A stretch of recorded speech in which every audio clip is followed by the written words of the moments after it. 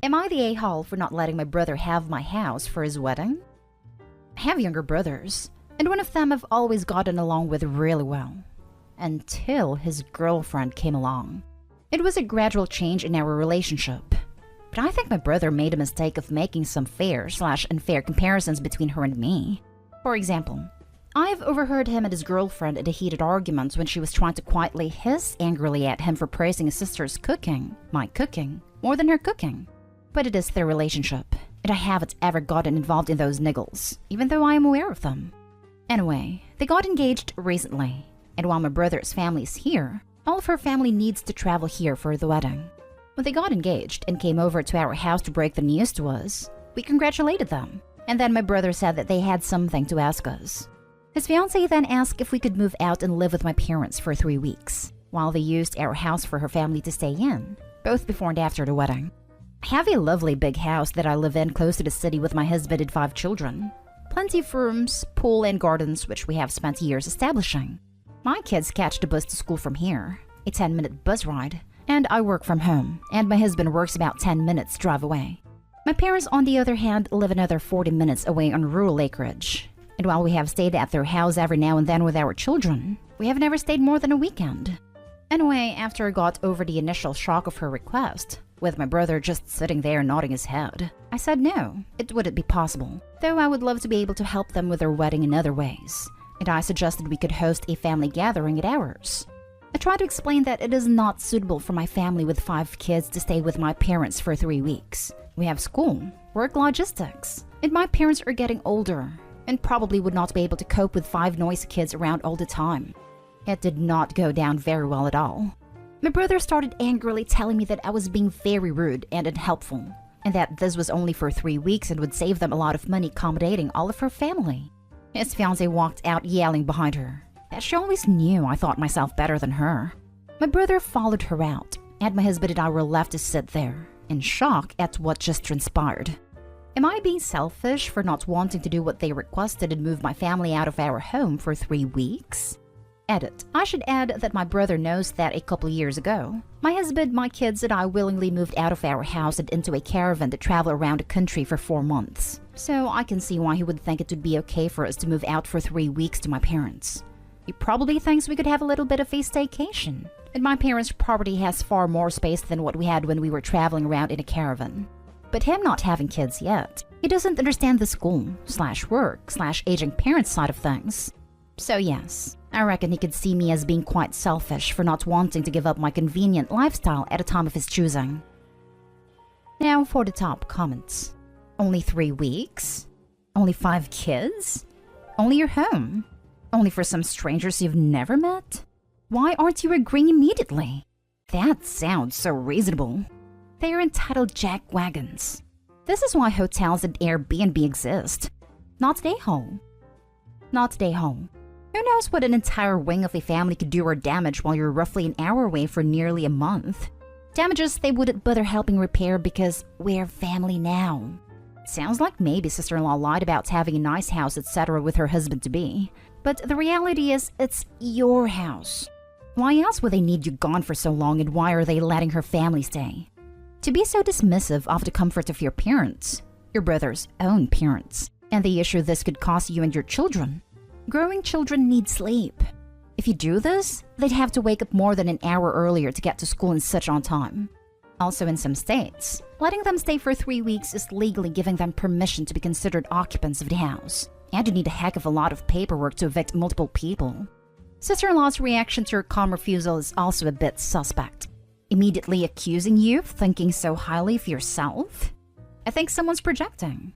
Even if they calm down and apologize, don't do it. This is a headache waiting to happen, and you offering to help them in other ways was more than enough. They're entitled. I had the same thoughts about the fiancé lying about the house.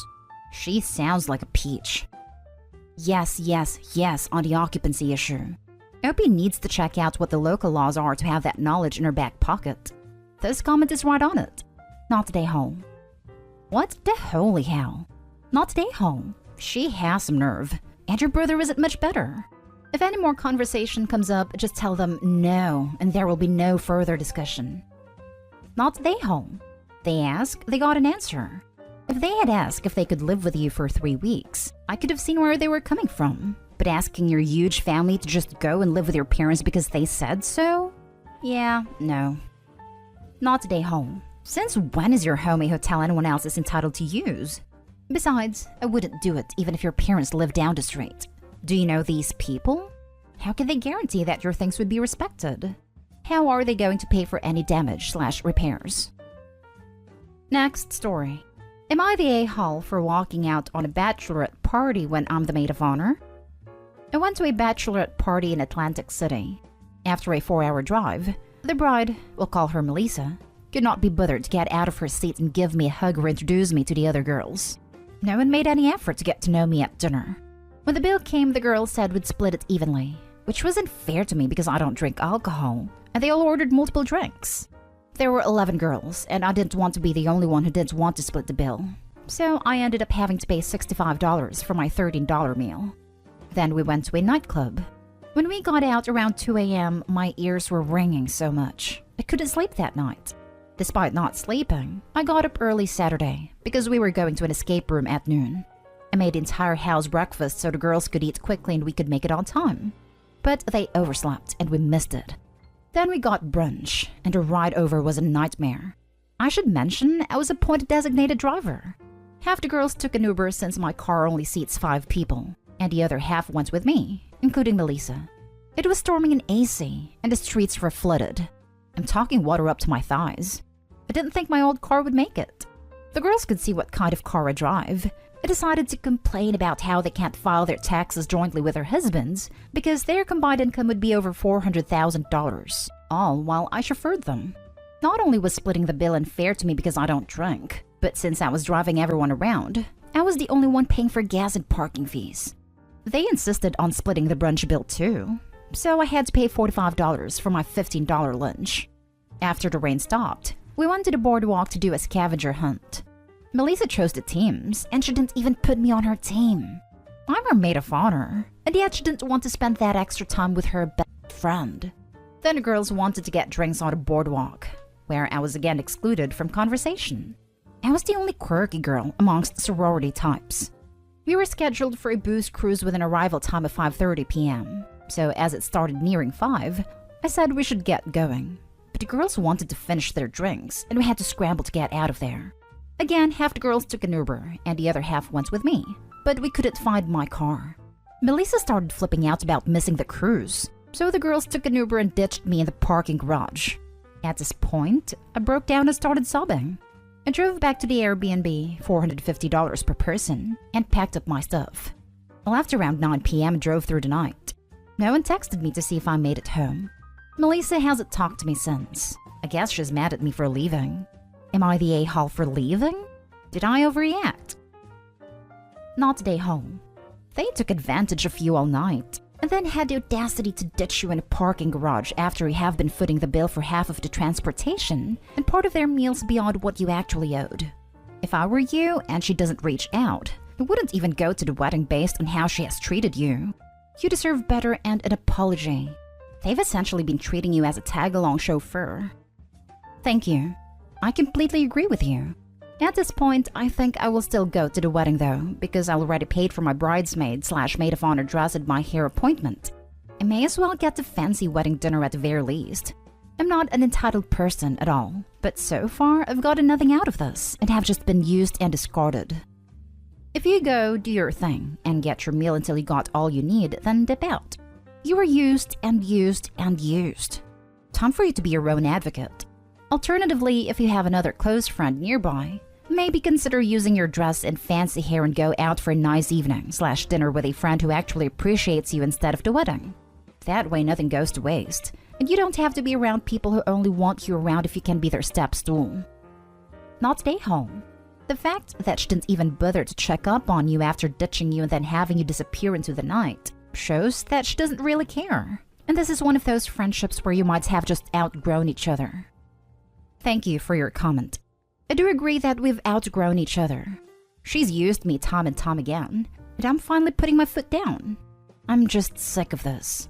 I give so much to my friends, and people use me for my kindness and empathy. She doesn't care about me at all.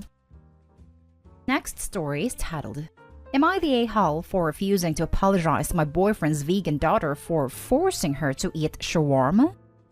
My boyfriend, 42, father of Megan, 16, and I, 37, widow with twins, 10, have been together for 2 years now. He is awesome. We don't live together, but we see each other a lot. My girls love him, and we've quickly become one family. However, Megan and I have a bit of tension between us, but we're working on it. Last week, I've arranged a backyard cookout with family and friends.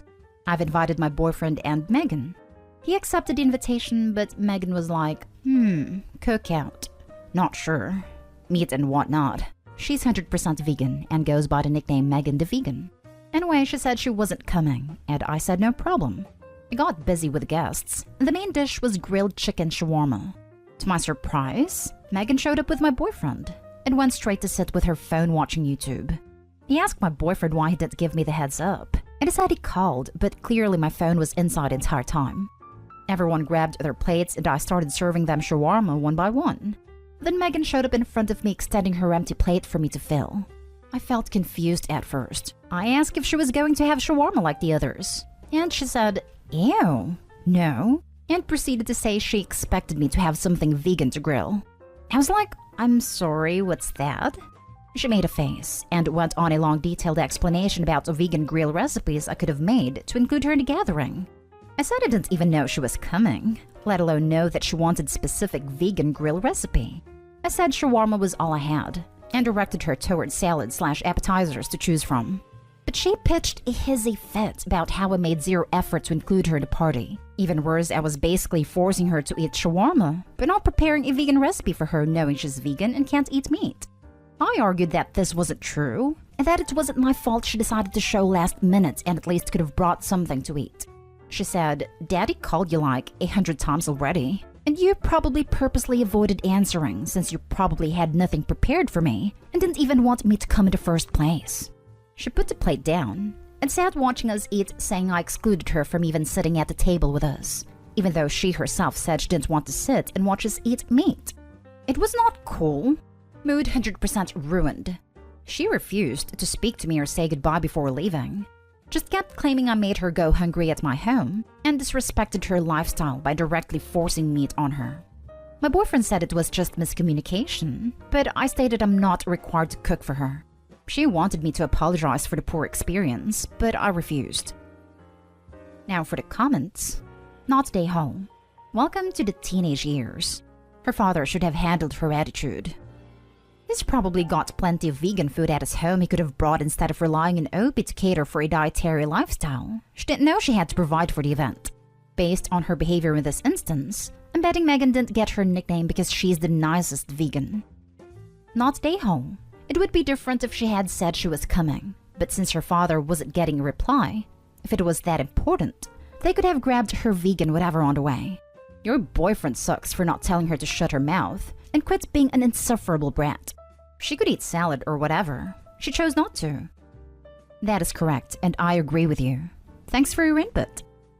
Yeah, Megan the Vegan pulled this one on purpose.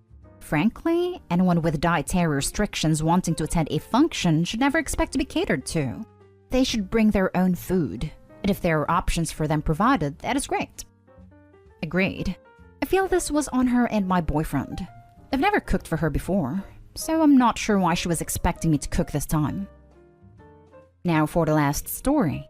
Am I the a-hole for telling my husband's sister it should be him she holds accountable and not me? This is going to sound kinda crazy, but here goes. I, 40 female, had a son last year, and I spent the whole time not knowing I was pregnant. My husband and I have tried to have baby for 6 years to no avail. I was diagnosed with endo and PCOS, which we were told would make it incredibly difficult. We tried fertility medication, and it didn't help. After 6 years, we were just too broken by it all, that we took a break and then decided we just needed to focus on being child-free and happy. It was tough, and for years I was so unhappy. But I longed to have a baby of my own, and knew it wouldn't be fair to adopt when I was so hung up on that connection. It was June of last year when my son was born. A week before, I started getting terrible back pains, followed by cramping and vomiting. My husband brought me to the hospital on the advice of our doctor, and that's when we were told I was giving birth. My stomach was flat, But I had no cravings, felt no movement. I ended up needing a C-section because where he was made it difficult for him to come out without harm to both of us. I'm summing it up because my birth story would not fit the character limit. We were in shock.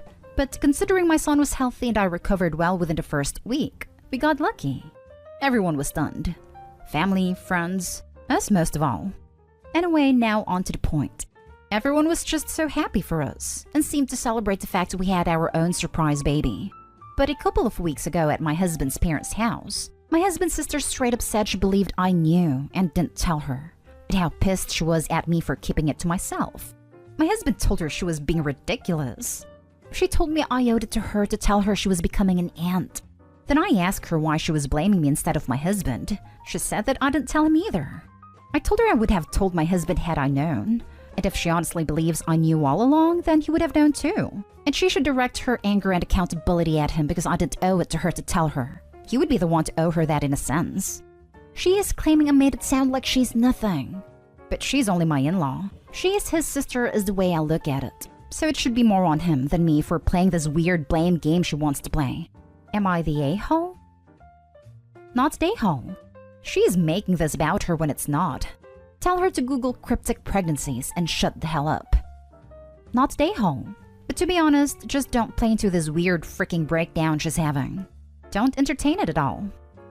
You're right that Opie shouldn't entertain crazy sister-in-law's fury. If you're going to be mad at someone, be mad at your brother is such a weird reaction. Not the a-hole. You had a surprise baby. While not common, it does happen. Next time she brings it up, blame her for not telling you that you were pregnant. She'll be all like, what? That doesn't even make any sense. Exactly. We didn't know as much as you didn't know. You owe it to her to tell her she's becoming an aunt. Would have been nice to know you were becoming a mom too. Lol. Congratulations on your new baby.